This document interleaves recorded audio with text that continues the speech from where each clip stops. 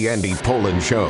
We got to go after this with everything we got, figuring they're going to come with everything they got. I'll start off by saying I'm bored, I'm broke, and I'm back. The Andy Pollin Show on ESPN 630 starts right now. Raise a glass, Larry Zonka and the other remaining members of the 72 Dolphins 5 weeks into the season.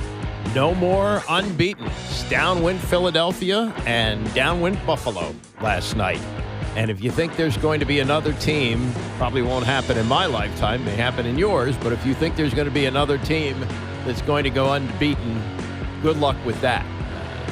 We did have a team go unbeaten during the regular season and 2 playoff games, but ultimately the New England Patriots lost, and they did not get to 19-0. As for the Commanders, well, it's not going to be an unbeaten season, but it looks a lot less dismal than it did at 10-0 yesterday, doesn't it? Yeah, right. Doesn't it feel like that second half, or really from the second quarter after the fumble, things really turned around? And look, things can turn on one particular play. Not quite as dramatic as the Hail Mary last year to beat the Chicago Bears. And, remember that if they had lost that game to the Bears, that was the 8th game of the season. And so they would have been 5-3 instead of 6-2. They beat a bad Giants team, relatively close game the following week. And then they lost 3 straight. Well, if they lose that game to the Bears, that's 4 losses in 5 games, which feels a lot different than the kind of standalone 3-game losing streak. And if they lose yesterday, if there isn't that fumble early in the second quarter, or like midway through the second quarter, and goes to 17-0, do they come back from that? Hard to say. But they did score 27 unanswered points, and it felt a lot different than it did at 10-0. I think the biggest difference of all is having Jaden Daniels back. The reason they lost to Atlanta was not because of Jaden not playing, though he might have been enough to win that game. But the defense was absolutely terrible against Atlanta. Having him back really changes the way this whole team looks and the way that they keep teams back on their heels.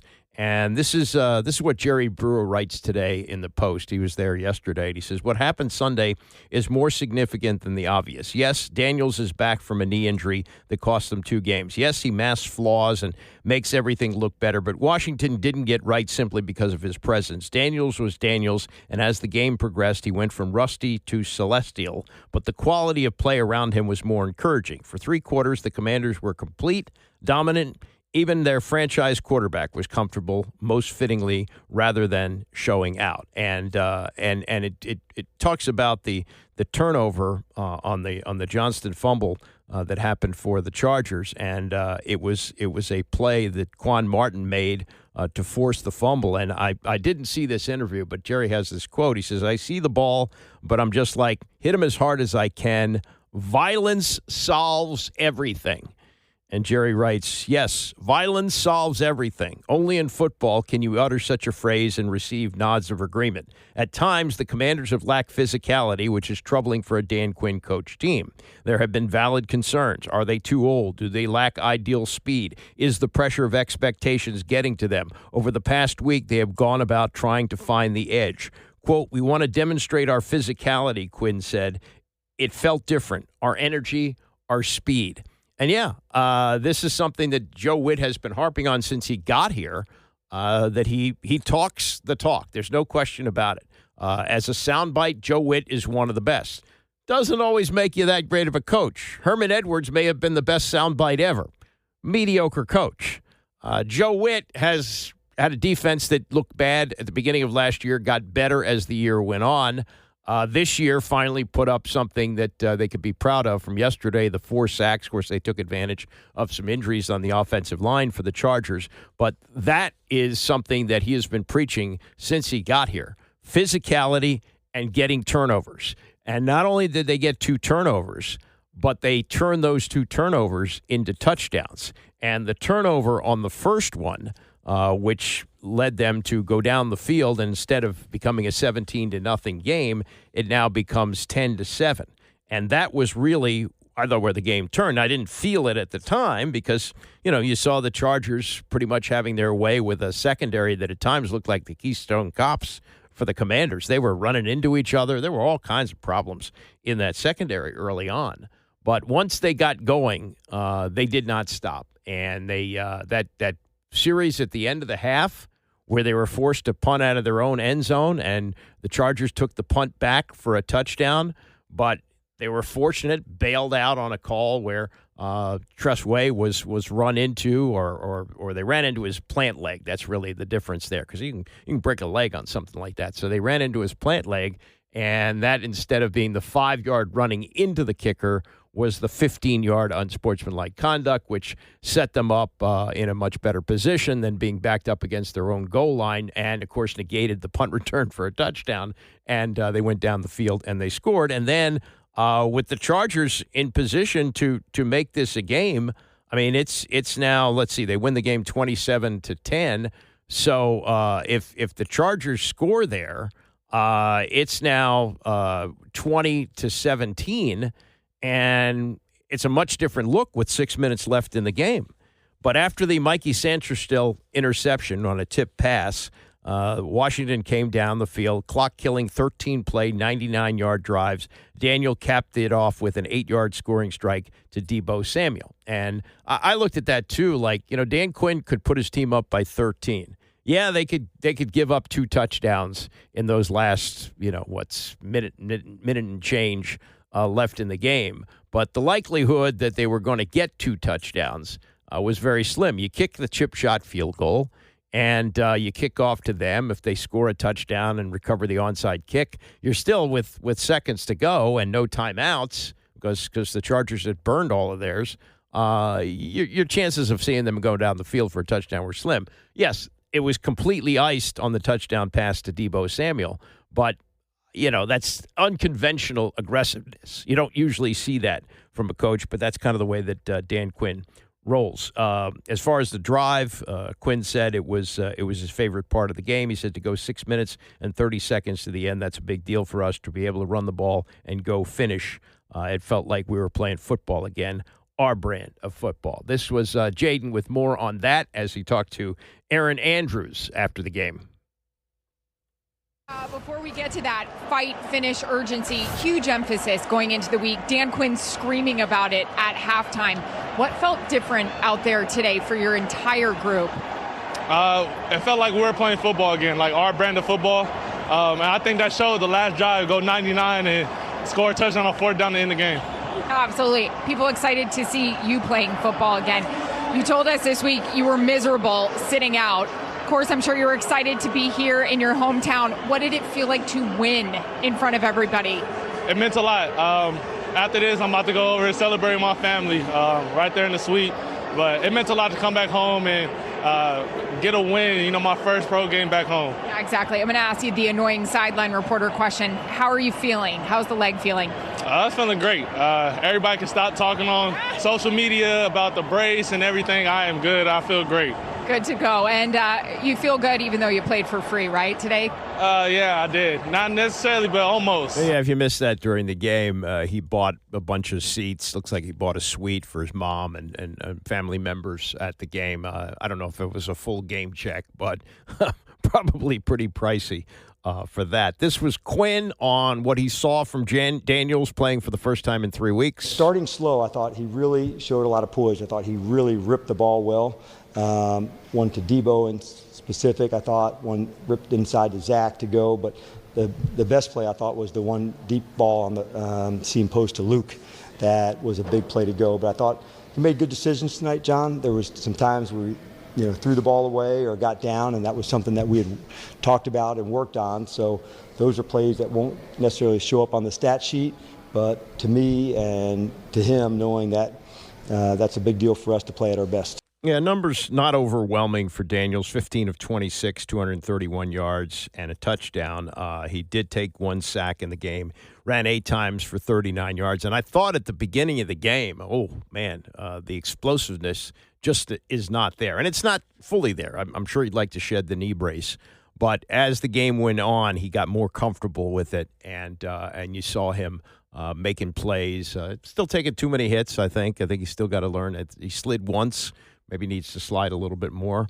But, I think the mental part was the big thing for him at the beginning of the game. Now, once again, in a road game, they find themselves down. And they find themselves down 10-0. And it's been there, done that. The difference, Manishtan Halayla Hazeh, why is this night different than all other nights? What was different yesterday in Los Angeles? This was Quinn on that. I wish I knew because, going into it, when I looked up and I said 10-0, I said, shit. But it felt different. Our energy, our speed, although it was down, I didn't feel the same. I don't know how to explain that exactly. You just looked at the numbers, and the score might say that. He had a nice scramble on the first third down pressure that we had to go create it. But Mike got a foul on the field goal. I thought, all right, if we leave him to 3 there. So we dug ourselves a hole with some self-inflicted wounds. We had another foul on a kickoff return. So those are the things I wanted to get corrected, and I spoke to the team about at halftime. But I like the energy, Nikki, that they sustained. Whether we were down, whether we were ahead, we just didn't go too far off of that. Yeah, the screaming at halftime was something that Aaron Andrews made a point of telling people. Here's something else about these games. I thought that the coaches have now agreed to be interviewed during the game, certainly coming out of the locker room for the second half. I'm not seeing that now. I don't know how that works. Maybe there was an amendment made. I'm kind of surprised about that. But, that was one of the points. And, you don't hear – and good coaches know when to do these things. If you're screaming at these guys every week, it doesn't work. But if you pick your points where you want to do that, and I think that's what he wanted to do. He wanted to say, hey, the intensity that we had to get back in this game, it's a 10-10 game at the half. We're going to need to keep that up in the second half. That's what he was able to do. And, to finish up with the last 27 points of the game, very impressive in doing that.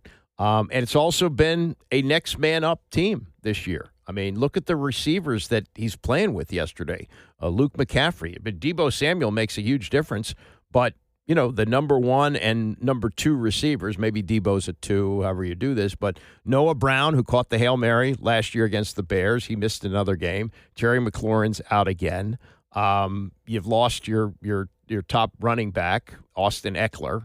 Although Bill Croskey-Merritt is really a story, and we'll get to more on him in the next hour. And he had a terrific game. They got to give him the ball more, by the way. Croskey-Merritt, 111 yards on only 14 carries. That's 7.9 yards a carry. And going into this game, in the previous games, he'd had only 19 total carries. He's got to get the ball more. I'll talk about that more coming up. But here's Jeremy Reeves. Jeremy Reeves has been here a long time. He was cut a bunch of times, practice squad, has developed into not just a Pro Bowl special teamer, but an all-pro special teamer. And the tradition of this team, going back to the days of like Rusty Tillman and Bill Malinchek, is those guys were special teams guys. That's what they did. They covered kicks, and they tried to block kicks. They blocked on kicks. I mean, they were like a separate team. That's what George Allen created. And I always thought that Jeremy Reeves, the captain of those special teams, was that guy. He's become almost an every down safety. And talked about it after the game with Logan Paulson. Oh, man, it's a blessing. I never take the opportunity for granted. It's a lot of things I need to work on, right? Not understanding when to take my shot, when to come to balance a little bit. But, there's growing pains of it, right? Understanding, it's not special teams all the time, right? So, man, I'm extremely fortunate. Cool thing about it, I got 10 more guys with me that's running to the ball, and slowly but surely we're getting this thing right. And the ball was alive today. Can you talk about how important that is for the defense's success? The ball is everything. We talk about ball is life, right? So making that a priority, creating turnovers, getting the ball back to our offense, right? That's how you create success, longevity. And so, man, I'm proud of the guys. A lot of stuff we got to clean up, a lot of stuff we got to work on, but just the fight, man. Every blade of grass, we did that. Logan Paulson needs a little bit of broadcast coaching because I've noticed this in these interviews that he does. Talk about is not a question. You don't say talk about. Ask the question. A little bit of coaching, but okay. That's Jeremy Reeves on that. As far as the numbers go, I was kind of surprised about this. I didn't think this would be the case. They ran for 163 yards, yet on third downs, they were 2 for 7. So in the last 2 weeks, they are 3 for 15 on third downs. That's terrible.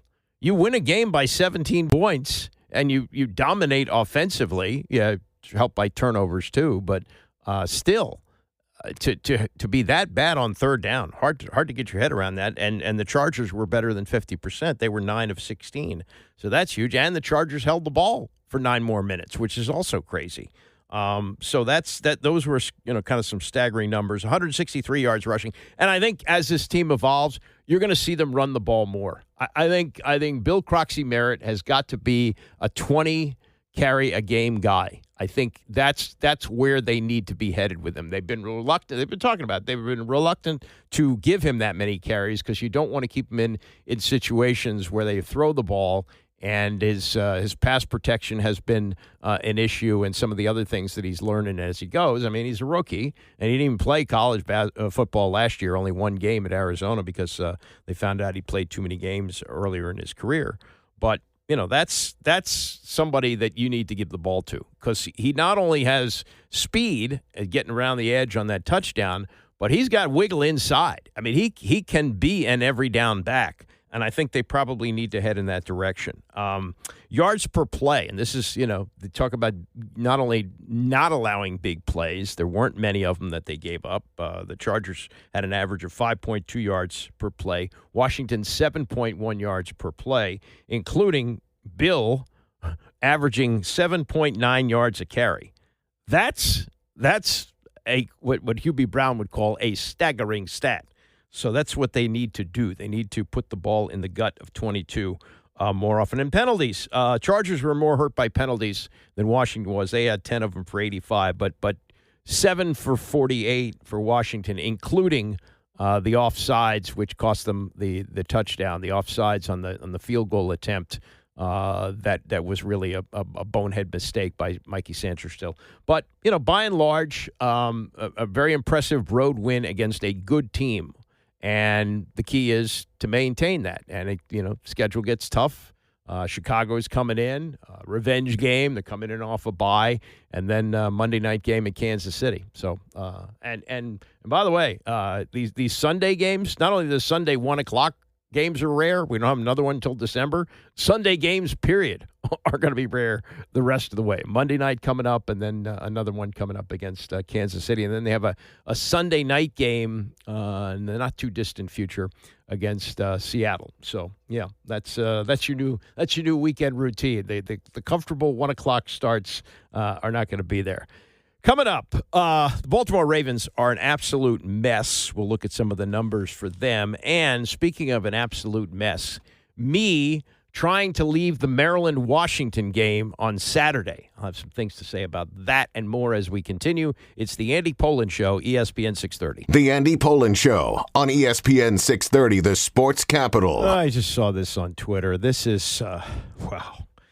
Bill Belichick has gone from arguably the greatest coach in history to a joke. I mean, it's a mess, and the 24-year-old girlfriend is only part of the picture. They lost to Clemson over the weekend. Clemson's not good this year. That was not a game. They lost 38-10. Belichick is headed for a miserable season there. And according to sources inside the UNC football program, this is according to Ross Martin, who covers college football for CBS Sports.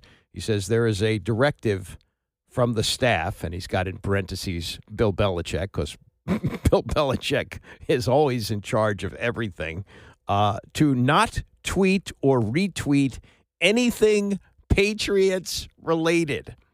What happened to the Patriots last night? Why, they pulled off a huge upset at Buffalo. Who was the quarterback of the Patriots? Why, it's UNC legend Drake May. Oh, yeah. And the May family has quite a legacy at North Carolina, including another son who played on a national championship team for the basketball program. So this is, oh, my God. That is, and look, I'm close to their ages, so, take it from me. You got Bill Belichick, who's, 72? Pete Carroll, who just turned 74.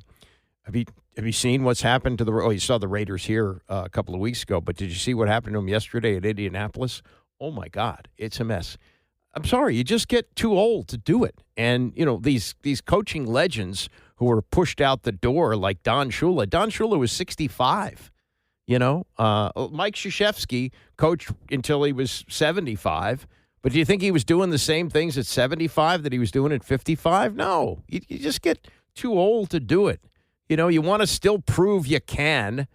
And that's Al Michaels, too, at 80, who's, all over social media with his slip-ups the other night. Didn't understand a roughing penalty that was tacked onto a play. Couldn't understand where they were spotting the ball. It just gets to the point. You get too old, and that's the case. Now, John Harbaugh is not in that situation. He's I don't even think he's 60 yet, but he's got a mess with his team. The Ravens were blown out yesterday by a not good Houston team, 44-10.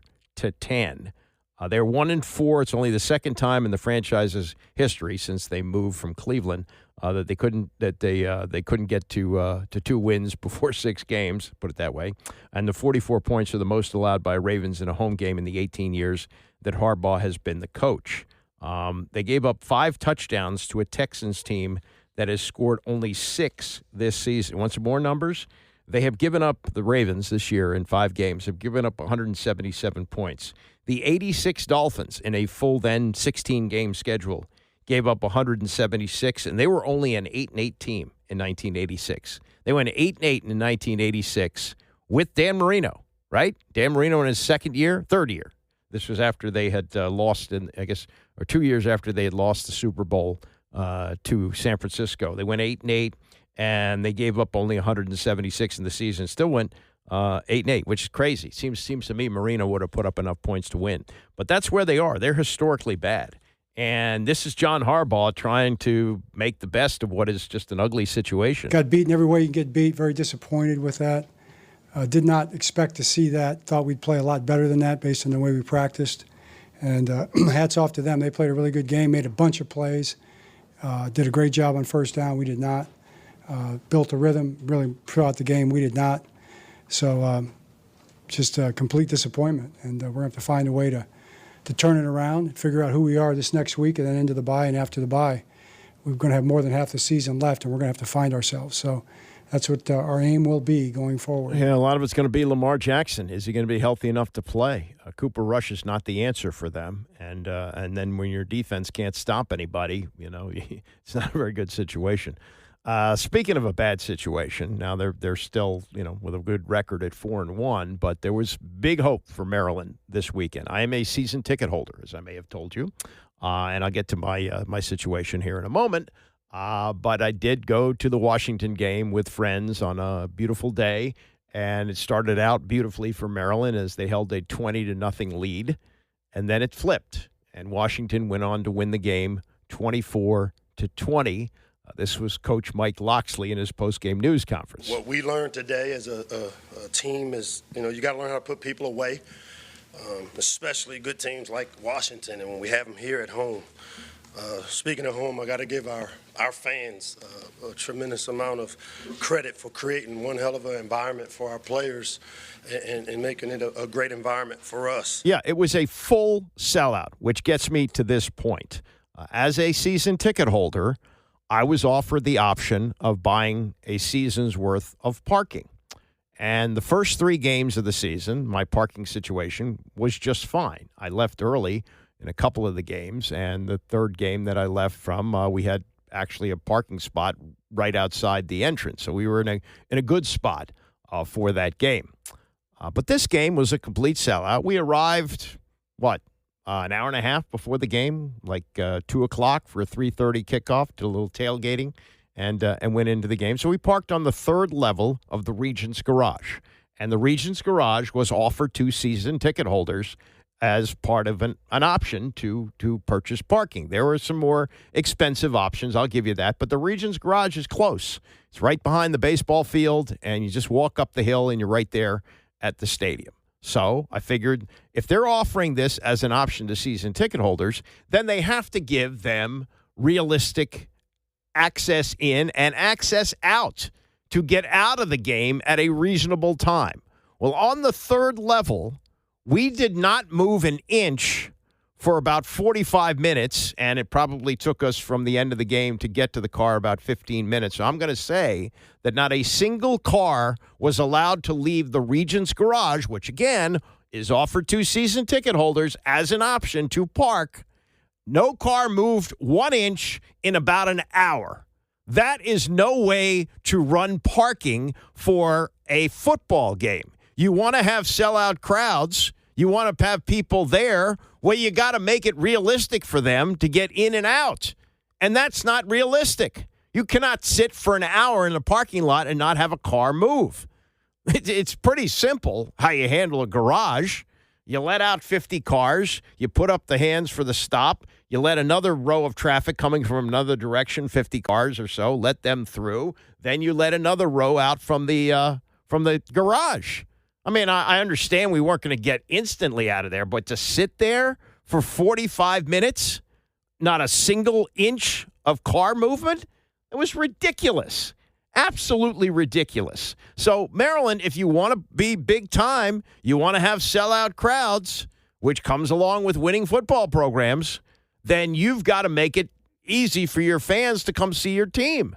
I mean, that's just insane. I saw these things where, oh, yeah, you can park outside on, like, Georgia Avenue or something like that. And, well, the reason I bought these tickets is I have a 3-year-old granddaughter. We're finally going to be able to go. She's got a birthday party every week. But, I wanted her to have the experience of that. And all the stuff that's in the old Cole Fieldhouse, which is now the football facility, really nice inside if you haven't been in there, like the moon bounce and the face painting and the stuff like that that's good for kids.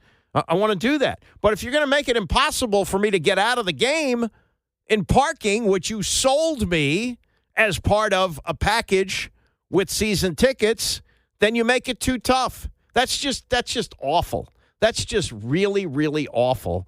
And I put out some tweets on this, and I got a lot of stuff like, oh, you're really stupid to park there. Everybody knows you shouldn't park there. Well, if everybody knows, why are they still selling it as season ticket parking? Then say the Regent's Garage, by the way, if you want to park there, it's going to mean that you'll sit there for an hour after the game when they have a sellout crowd and it goes down to the end. That's just awful. Just awful. So really angry about that. As for Maryland, and I know I've been a Loxley fan, and I still am. I think he does a good job, and the recruits that he got this year, I think he did an excellent job. Malik Washington is going to be a star. I think they were a little skittish about having him throw the ball at the end of the game, and that's why they got stopped so often at the end, and Washington was able to put it away. But some numbers on Loxley. He's 0-10 after a bye, which is not really puzzling. But some of it has to do with opponent. Washington was actually favored coming into the game. They've had other good starts, 4-0 in 2021. Then they lost 6 of the last 7. And then in 2023, they were 5-0, and they lost the next 4. This get-right game coming up against Nebraska, and that is something that Loxley has to focus on, given his track record here. I would say that we're defined in the present. I mean, I won't get into, this year's team can't be like any other team to be compared to because it's this year's team. And so, do I expect it? Of course. I mean, it should be expected for me. But for us, I mean, we're going to be defined by what we do this year, what we're doing with this team. And so if you look at comparisons and you look at history, then you would say that. But I can tell you, based on the way that what I've seen from this team and how I saw they responded in the locker room just now, we'll be defined by what we do and how we move forward. Yeah, Nebraska will change a lot of things. Now, after Nebraska, they've got UCLA on the road, which 2 weeks ago looked like, I don't want to say a sure win, but a very enticing game. Now you got Penn State going to UCLA and losing. They're the first top 10 team to go and play an 0-4 team and lose. I think James Franklin is definitely on the hot seat there. They got to really turn the season around, maybe even make the playoffs to save his job. That's an absolute mess. But, now you're looking at, if you lose to Nebraska and then you lose at UCLA, that's 3 straight losses, and they will be heavy underdogs against Indiana coming in. I would think Indiana will be unbeaten for that game on November 1st. So what looked like a really good spot to be up 20-0 on Washington on Saturday with otherwise a really good day for me at that point, really went south with the team blowing the lead, and then my friends and I having to sit in traffic, not even in traffic. It was a standstill, not a single car allowed to leave the Regent's garage for an hour after the game. That's just insanity. That's stupid. And I let them know. They sent me a survey, and I let them know on that. Hey, did you see what Dallas Cowboys did after the tie that they had on the Thursday night game? They won big. They won big 37-22 over the New York Jets. And for whatever reason, Jerry Jones did like kind of a lap around the field, or I guess he's always down on the field towards the end of the game. And he raised the middle finger to the crowd. Nobody's able to figure out what's going on with that. But, the previous game, they had that wild tie, the 40-40 tie. And Peter King showed up on the Dan Patrick Show to say what few people are saying. And he's one of these guys that help beat the drum for each team to have a possession.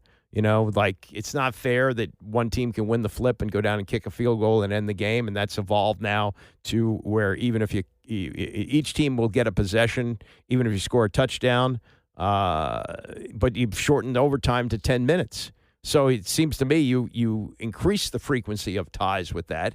But Peter King says this. I actually like ties. I mean, the biggest reason, Dan, I'll take you back to 2021. There was one tie in the NFL that season. Pittsburgh tied Detroit 16-all. Okay, that was,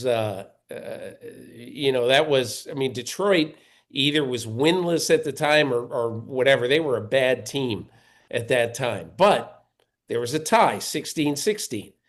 At the end of the year, the Steelers' record was 9-7-1. Okay, and that season, there were 3 teams in the AFC that were 9-8, the Chargers, the Colts, and the Dolphins. So just imagine, and the Lions had a field goal in overtime that they missed. So imagine if the Steelers, if that field goal had been good and the Steelers would have lost. I don't know who would have won the tiebreaker, but it would have been a 4-team tiebreaker. A tie basically eliminates a tie at the end of the season. You're either north of the Mason-Dixon line or south of it, but it eliminates it. And plus, here's the other thing, Dan. That game the other night was incredibly fun. And at the end of it, now, if you're a fan of one of the two teams, Green Bay or Dallas, maybe you're ticked off and if you're a player, you're ticked off that you got a tie. I mean, how can a fan just watching at home, you see the bizarre end, the clock stopped with 1 second left, and they're able to kick a field goal? How can you be upset at that? I mean, it was fun. It was scintillating the whole time. So I don't know. I mean, I bet that was a lot more fun than the 16-16 tie between Pittsburgh and Detroit.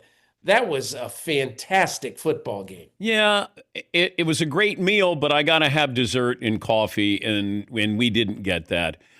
I'd like to have, a winner and a loser. That's why we play these games, to win or lose. But it's so unique. It's so, there isn't even on average one tie per season. I think it's kind of cool. My grandson, Freddie, who's a huge football fan, he's 7 years old, about to turn 8, and he watches all the games. And he got up Monday morning to get ready for school. And, my daughter said, hey, there was a tie last night, Green Bay and Dallas. A tie? How does that happen? I can't believe it. A tie. So I don't know. I think once in a while, different is fun. If I task you with make overtime how you would want to make it, let's say it's different than what it is now, how would you improve overtime?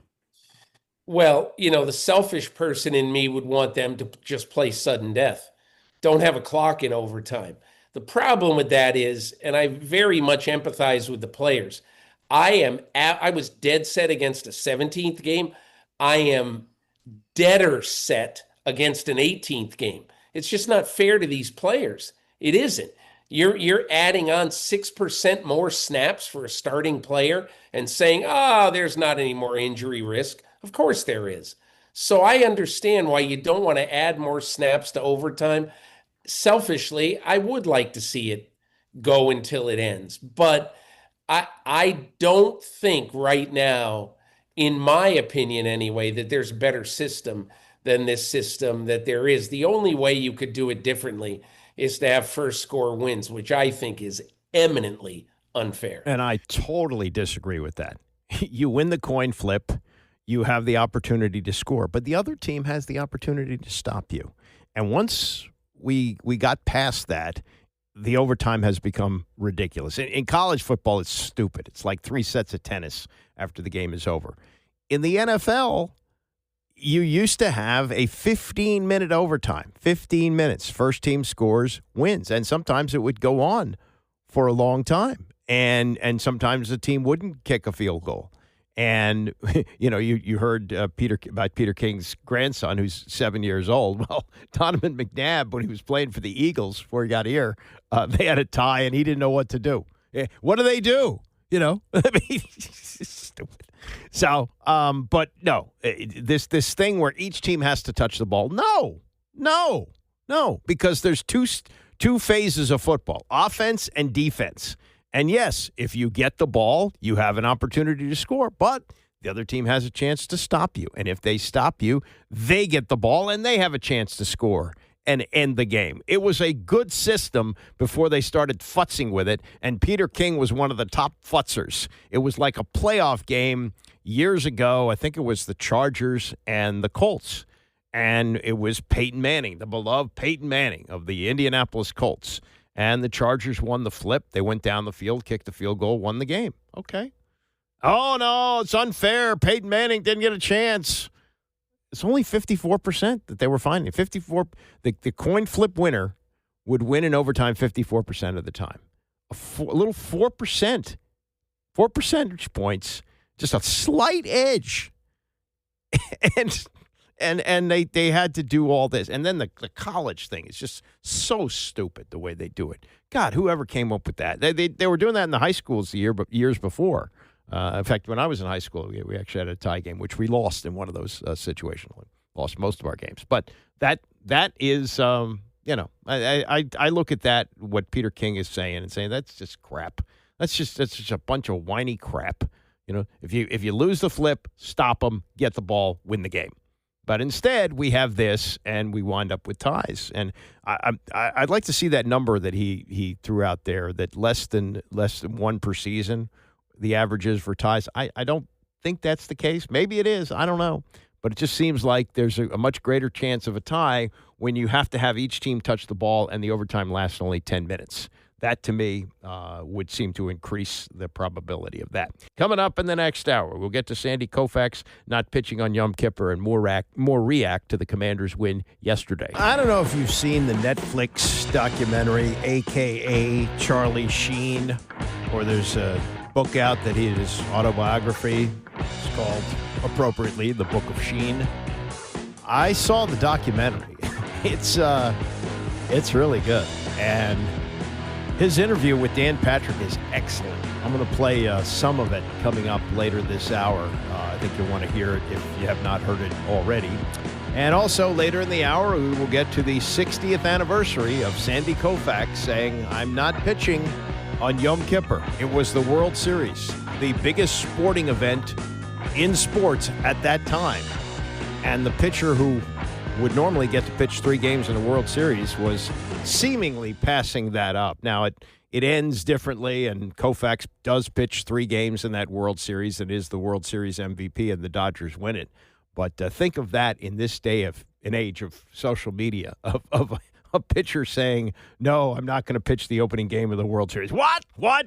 I'm sure Stephen A. Smith's head would explode on something like that. All right, Commanders yesterday, getting that win. I'll get to a couple of other football stories from yesterday or from the weekend coming up. But the win yesterday could be what we call a launching point for the season. Now, remember last year when they played the Chicago Bears. It was the 8th game of the year. It was uncertain that Jaden Daniels was even going to play until a couple of hours before the game because he left the game the week before against Carolina, and Marcus Mariota was able to finish up easily, and they won by, like 30 points or something like that. And so there's a question whether he was going to play because of what they called, I think, they may have called it sore ribs. Turned out to be a broken rib. I don't know how they could hide that, but they did because he later heard Jaden Daniels say he threw the Hail Mary with a broken rib. But they play the Bears. Looks like they're going to lose, and then the last play of the game throws the Hail Mary, and they win the game. So they're 6-2 instead of 5-3. They beat a not good Giants team on the road the following week, but then they lose 3 straight. So if you lose to the Bears, that's 4 losses in 5 games. And when you get to 5-3 and then 6-3, and now you're 6-5, it looks a lot different. Yeah, I know it doesn't seem like that, but 6-5 looks a lot different than what they had after they finished that 3-game losing streak. Then they beat the hell out of Tennessee Thanksgiving weekend, and they were off and running. And eventually made it to the NFC Championship game. So this could be that kind of game. It could also be kind of the game. Remember last year they had that weird sequence where they played Cincinnati and then had to go. It was a Monday night, and then they had to go and play Arizona on the road on the following Sunday. It's really looked like a schedule, kind of quirk that was going to kill the season. They lost the opening game to Tampa.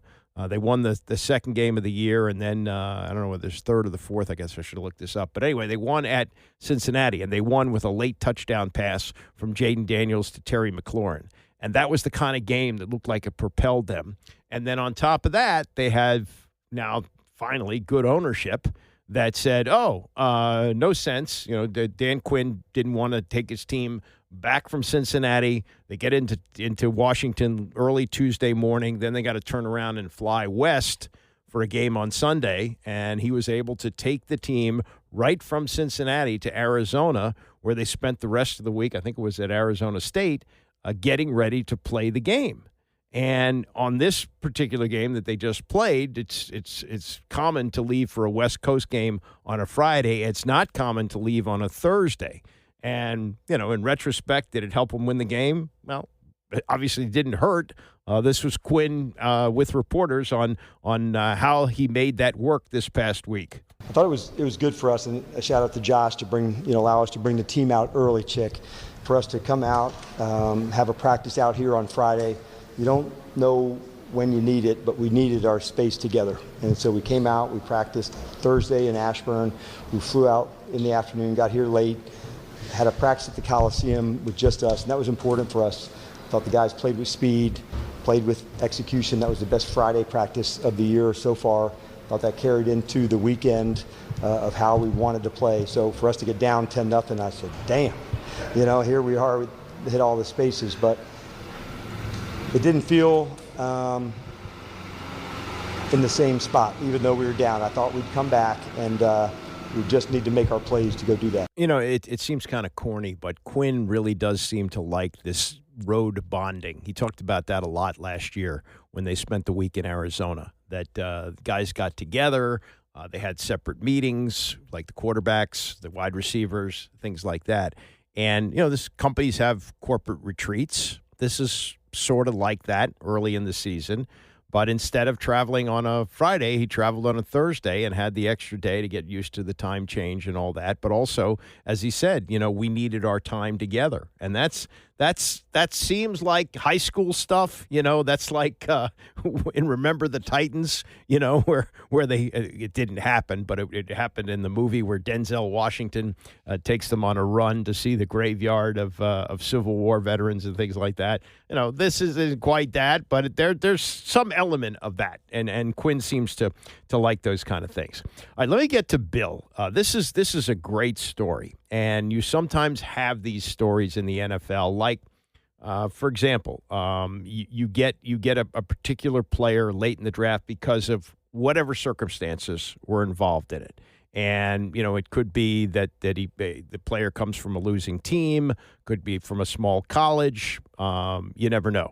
Like, I'll give you an example. There's a player named Clint Didier who was part of the Redskins' first 2 Super Bowl championship teams, played in 3 Super Bowls for the Redskins, and he came from Portland State. And the Redskins were looking at a quarterback. They weren't going to take him, but Neil Lomax was the quarterback at Portland State. They were running the run-and-shoot offense with this coordinator named Mouse Davis, who had something that was like a hot ticket for a while in the NFL as well as college football. So they were scoring a lot of points.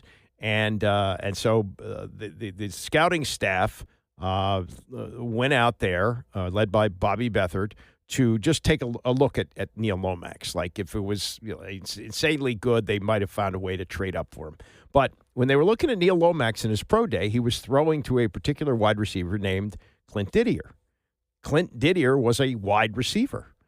Somehow they came up with the idea they could convert him into a tight end if it worked out, maybe put on a little weight or whatever. But however the offense was going to run, they were going to run some plays for him. And sure enough, as a 12th round pick, they had 12 rounds in those days. The NFL draft was 12 rounds up until 1993. So through 92, it was 12 rounds. They took him in the 12th round, Didier, and converted him to a tight end. He was a really productive player. Bill Croskey-Merritt is maybe that guy now. He had 14 carries yesterday for 111 yards. That's 7.9 yards a carry plus a touchdown. He is, I think, a guy who needs to get the ball more. He had only 19 carries going into this game. They got to feed the rock to 22. And the way they got him in the 7th round, the last round of the draft, is he wound up at Arizona last year. Like a lot of these guys do. He had been at Alabama State, and I think he went to another school, and he winds up at Arizona thinking he's got a full year of eligibility. Well, he plays only 1 game, and the NCAA goes, no. You played too many games in your freshman year. You're ineligible. He stays on the practice squad, gets a look at a pro day, and here he is. And I think he could be the difference the rest of the season for Washington if he stays healthy. A huge difference, not the difference, but a huge difference for them as they become more and more of a running team. This was Bill Croskey-Merritt on a podcast that Deebo Samuel does, and he explained last week his story. Basically, it's something from my freshman year. Like, they said I played in too many games, and it just came back to bite me my senior year. So I wasn't able to play. So how was that gift for you, like, knowing you couldn't play, but you was also, like, the scout team running back, and then look at you now, you know what I'm saying, 1-2 punch between you and the other back we got. So, like, how was that, like, process, just knowing, like, you couldn't play, but just, like, your mindset of, like, you're just going to get as good as you can and just see what happens? My thought process during the whole thing, it was basically, like, I knew I was good. Like, I knew I was going to get, like, an opportunity somewhere. So, like, whenever it came, like, I just wanted to make sure, like, I was ready and, like, just ain't mess around during the time that I went playing football. So it was like me just saying I'm going to stay focused, and, like, whenever my opportunity comes, like, I'm going to just take advantage of it. And the one thing that I have noticed about him in these interviews that he does, he is so happy to be here. He is so thrilled with the way things are going with his life and his career. And after the game, he wound up getting on the Tom Brady LFG Player of the Game award segment. Brady does an interview with the player he picks is the MVP of the game, and he chose Bill Croskey-Merritt for that, and he gives him like this silver football with his autograph on it. Kind of a little trinket there, but you can hear it in his voice. You probably need to see the video, and you can look it up on YouTube.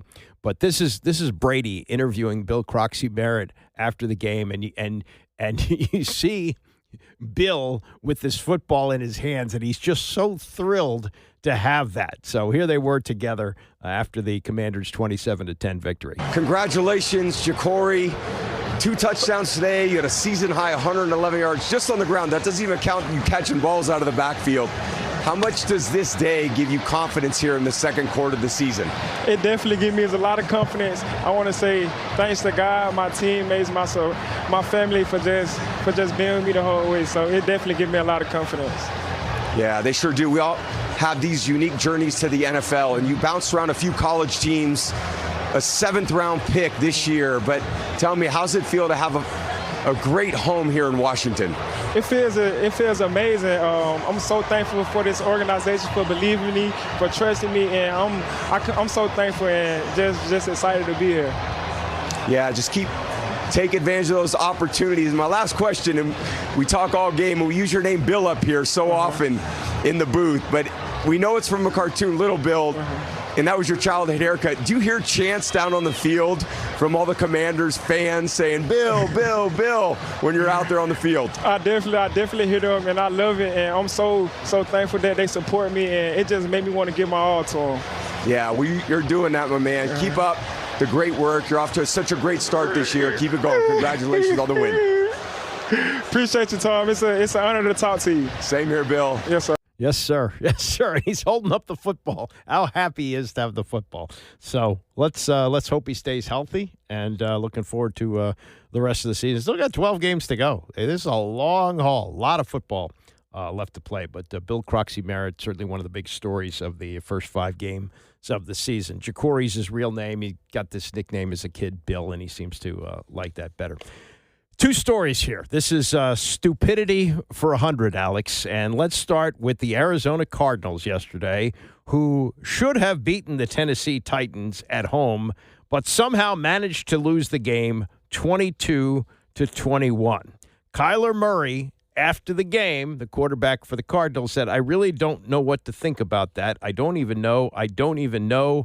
That's how to lose a game 101. I don't know. It was crazy. Arizona gave up a 21-3 lead to the worst team in football. First team since the merger in 1970 to lose 3 straight games on game-winning field goals.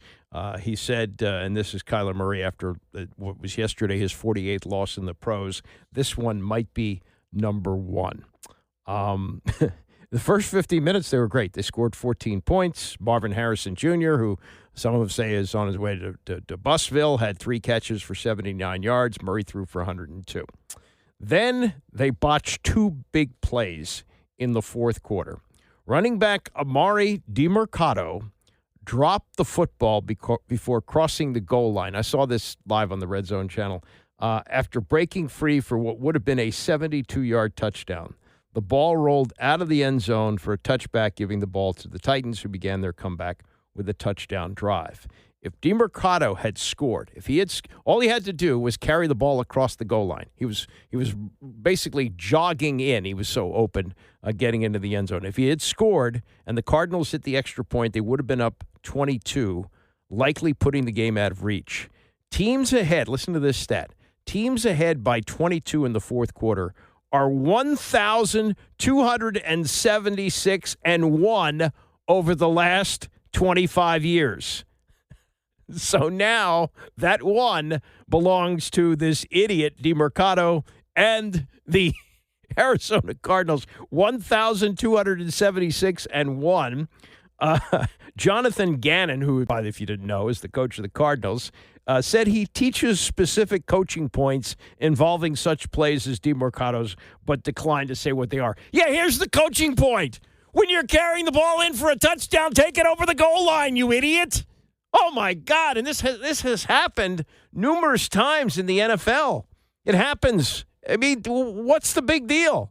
Is that how you taunt? Is that how you show, oh, yeah, I'm in, I'll just flip the ball away at the 1-yard line like he did? Stupidity. Beyond belief. Oh, my God. Yeah, we coach that. Yeah, here's the coaching point. Don't be a boob. Score the touchdown, then celebrate. Don't celebrate before you get in the end zone when you are able to pretty much walk your way in. Dumb. Mark Sanchez, probably most famous in the NFL for the butt fumble, seems to have butt fumbled away his television career. Remember, he finished up his playing career here in Washington when they had all those quarterback injuries after Alex Smith broke his leg in 2018. And Sanchez, who had won the Heisman Trophy at USC, goes to the Jets, takes them to 2 AFC championship games, mainly with the defense. And then his career kind of goes south. He bounces around to a variety of teams, played with the Eagles, played here, may have played with a couple of other teams. Anyway, out of football for the last, 6 or 7 years. He's now 38 years old, and I think is a pretty good analyst. He's done a couple of Commanders games. Well, he's in Indianapolis to do the game between the Colts and the Raiders over the weekend. Usually the crew gets there on a Friday. They watch practice. Saturday, they talk to the coaches. Sunday, they do the game, and they go home. Well, early Saturday morning, right before he's supposed to talk to the coaches, like 12:30 in the morning, he's, according to the Marion County Prosecutor's Office, he's drunk in the parking lot of the hotel. And he sees a 69-year-old man who's doing his job. He's driving the truck that empties out the cooking oil from the kitchen. And he sees this guy who's 31 years younger than he is and a former athlete. I imagine Sanchez about 6'3", something like that. And the man is now charged with this. He sees charging this allegedly drunk 38-year-old ex-athlete, comes charging at him, and he believes he's in danger, sprays Sanchez in the face with pepper spray. Sanchez allegedly still advanced towards the man, and the man thought this guy, quote, was trying to kill me. That's when he pulled a knife and stabbed Sanchez 2 or 3 times, with Sanchez still coming at him. The 69-year-old man then alleged that he was thrown against a dumpster, believed it was a life-or-death situation, and he said a look of shock came over Sanchez's face before he took off. Sanchez winds up in the hospital, and he is charged with 3 misdemeanors. And he's going to have a hearing, I guess, tomorrow on public intoxication and unlawful entry of a motor vehicle. I guess he goes in the vehicle. The upshot of this is an eyewitness told police, according to court records, they saw two men using cell phones to record each other before the altercation ensued. In other words, the 69-year-old guy has got to have video evidence of this. So he's got Sanchez drunk coming at him, and Sanchez is recording him, according to this report. Where this all goes, I would think that that's it for Sanchez at Fox. I haven't seen anything yet whether they've fired him. But, how stupid is that? What are you thinking there? You're coming at a guy who's doing his job at 12:30 in the morning, emptying out the cooking oil from the kitchen at the hotel, and Sanchez wants to fight him for whatever reason. I don't know what was said, what was done, but I think this is a clear butt fumble. I don't see how this career gets saved. But, okay, if you would like to sum up the Jewish religion, perhaps nobody does it better than John Goodman in The Big Lebowski. 3,000 years of beautiful tradition from Moses to Sandy Koufax. Yep. Did you hear that? 3,000 years of beautiful tradition from Moses to Sandy Koufax. 3,000 years of beautiful tradition from Moses to Sandy Koufax. And anyone, certainly my age, would remember this. My age or a little bit older, but maybe you've been told this story over the years and how important it was. In 1965, 60 years ago, the World Series was the sporting event of the year. We had not yet had the merger of the AFL and the NFL. There was no such thing as a Super Bowl. Pro football was popular, and it had become more popular after the 1958 championship game between the Baltimore Colts and the New York Giants, in which the Colts won in overtime. But still, it was lagging behind baseball. World Series was drawing 30 million viewers or more. I mean, it was a big deal to have the World Series, and other events with baseball. All-Star Game used to be a big deal. And in 1965, there were no playoffs. You won the pennant, and you went to the World Series. That was it. There were only 2 leagues and no divisions. There was, I think, 8 teams in each league, the American League and the National League. And the Los Angeles Dodgers represented the National League, and the American League was represented by the Minnesota Twins, who had only been in their 4th year in Minnesota, maybe 5th year. They had left Washington after the 1960 season and had become the Minnesota Twins and were immediately replaced by the expansion team known as the Washington Senators. So the name stayed behind. The Senators moved to Minnesota and became the Twins in representation of the Twin Cities, Minneapolis, and St. Paul. Okay, so the team that had left here had some good young stars who were developing into great players like Harmon Killebrew. And they get to the World Series, and they have the home field. So they open up in Minneapolis. And the Dodgers are going to throw out their ace, as any team would, in the opening game of the World Series, because if it goes 7, the ace gets an opportunity to pitch 3 games. Well, when you don't pitch your ace, that means that more than likely that pitcher is only going to see 2 games of the World Series. But Sandy Koufax stuck to his guns, not a particularly religious man by his own admission. Didn't go to synagogue often and didn't go to synagogue, it appears, on Yom Kippur, though there are stories of urban legend that he did. But Koufax elected not to pitch in the opening game, and it was left up to Don Drysdale. He would start game 2, but as the rest of the team went to Metropolitan Stadium to open the World Series on this day in '65, Sandy Koufax stayed in his hotel room. And he rarely does interviews, but he did an interview for a documentary on Jews and sports and explained that what he did was not that different from anything else he had done regarding the high holidays during his pitching career, both for Rosh Hashanah and Yom Kippur. But on this particular case, it was a little bit different situation. I had taken Yom Kippur off for 10 years and Rosh Hashanah for 10 years before that. It's just something I'd always done as respect. But I could always do something about it. There was always a game the day before, so I'd move up and pitch on 2 days rest so I wouldn't miss a start at the end of the season.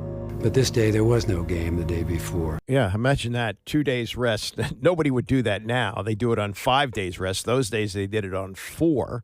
4 was your normal pitching routine. He was doing it on 2, and nobody said anything. What do you mean? You blow out your arm? And a complete game? Nobody pitches a complete game, but he was not only pitching on 2 days rest, he was pitching complete games. Now, the World Series begins, and it begins with Don Drysdale on the mound. And Drysdale gets rocked in this game. They lose the game by a score of 8-1. Koufax comes back and pitches game 2.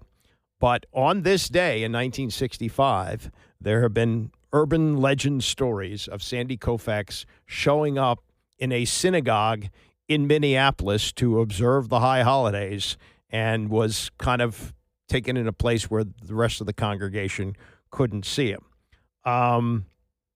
Not necessarily so. This is a story that is told by Jane Levy in her biography of Sandy Koufax, and it is a biography because Koufax wouldn't participate, but gave his friends the okay to talk to her. But she writes this about Koufax. He never spoke publicly about religion except to acknowledge his Jewishness, no small fact. After years of traveling with Koufax, Phil Collier could not recall a single conversation on the subject until one day at Los Angeles International Airport when a fan interrupted Koufax at a urinal to ask, "Would you mind settling an argument for me?" Sandy said, "No, I don't mind." The guy waited until we washed up. I swear to God, we walked halfway across the terminal. He introduces us to 5 or 6 people. He says, "Sandy, are you Jewish?" "I bet money you're Jewish." I wanted to knock the guy on his ass, dragging him across the airport for that. Sandy couldn't have been nicer about it. He said, "Yes, I am. It was nice to meet you. I hope you'll forgive us. We have a plane to catch." And then she writes, Yom Kippur is a day of denial. It's why Jews fast. In fact, Koufax's sacrifice was greater than his teammates knew. Rabbi Hillel Silverman, who annually invoked Koufax's name at his Yom Kippur sermon, spoke about it once. He said to me, "I'm Jewish. I'm a role model. I want to understand that they have pride. Not being observant and feeling a connection with his people, it's an even greater sacrifice." Now, on the morning of the game, of this game 60 years ago, the St. Paul Pioneer Press carried the following dispatch. Sandy notes Holy Day. Dodgers pitcher Sandy Koufax left the team hotel St. Paul, Tuesday evening to begin the 24-hour observance of Yom Kippur, the Day of Atonement. He planned to spend the night with friends in suburban Minneapolis, will attend services today, and rejoin the team tonight for the starting assignment in Thursday's second game of the World Series. He was asked whether he would view today's game on television or listen to radio accounts. No, he said, "I don't think that's possible." He was sporadically seen at synagogues throughout the Twin Cities, even in Los Angeles. Like Elijah, he was everywhere, said Mindy Portnoy, rabbi at Temple Sinai in Washington, D.C. Bonnie Goldstein, now a private investigator in Washington, D.C., was a young congregant at Temple of Aaron in St. Paul, the synagogue closest to the ballpark. The crowd was strictly standing room only and usually devout that day in deference to Koufax. Everyone was in their chairs, she said. None of the usual restlessness. There was so much speculation. Is that him? People who weren't Sandy Koufax were getting a lot of attention. Everyone agrees he was at the early service, she said. Nobody got up and left. I was more interested in boys than Sandy Koufax, but the boys were more interested in Sandy Koufax, so I was a little bit more interested. In fact, as she writes, this is Jane Levy, Koufax did not attend services there that day or anywhere else. A friend may well have made arrangements for Koufax to attend as we were led to believe, but friends say he chose to stay alone in his hotel room. He could not be seen during that entire day. Koufax never publicly contradicted the stories. He never commented at all except for a mild written rebuke in his autobiography to Minnesota sports columnist Don Riley, who wrote that the Twins were looking forward to eating matzo balls when Koufax pitched the next day. Well, as a matter of fact, Sandy Koufax lost that second game 5-1, though he pitched 6 innings and gave up only 1 run. But he did come back and pitch Game 5 on normal rest, which was on the 11th. He struck out 10, gave up only 4 hits. They won 7-0. And in Game 7, he came back on 2 days' rest, pitched a 2-0 shutout, and struck out 10 as the Dodgers won the World Series in 7 games. The best story of all of this, though, is Don Drysdale pitching that opening game. And as he's getting rocked, as they're down, I believe, 6-2, Walter Alston, the manager of the Dodgers, comes out to remove the ineffective Drysdale from the game. And Drysdale says to Walter Alston, I guess, Skip, right about now you're wishing I was a Jew. and that is one of the great lines from all of this, that, yes, if Drysdale had been Jewish, maybe he would be observing Yom Kippur as well instead of being lit up by the Minnesota Twins. But it's despite falling behind 2-0 with their top 2 pitchers getting beat out of order because Drysdale was the number 2 starter, but Koufax coming back for Game 2 out of rotation because of Yom Kippur. They lose the game, yet they come back and win the series. But today, in what would be the biggest controversy anybody has ever seen in this kind of context in sports, you would have people just screaming and having no understanding. Like some might say, well, isn't there a top rabbi who can excuse him and let him pitch in the game? No. And what Koufax did is expressed in this documentary probably as well as you can explain it in 15 seconds by a rabbi who is about my age, in his 60s, explaining the impact of Koufax not pitching. All of a sudden, in a very short time, Sandy Koufax is transformed to a national figure. And of course, anybody of my age group, if you ask them what was the seminal event, and they're honest, they'll tell you, Sandy Koufax not playing in the World Series on Yom Kippur. Yep, got my arm up on that. And so that was 60 years ago today. Sandy Koufax still very much with us, looks great, keeps his privacy, doesn't do many interviews, doesn't make many appearances. He'll make a few for the Dodgers here and there. But what happened by not pitching, he had, I would say, the most important performance by a Jewish athlete in history. Remarkable. Bram is coming up next, and I will see you back here tomorrow morning at 9 a.m.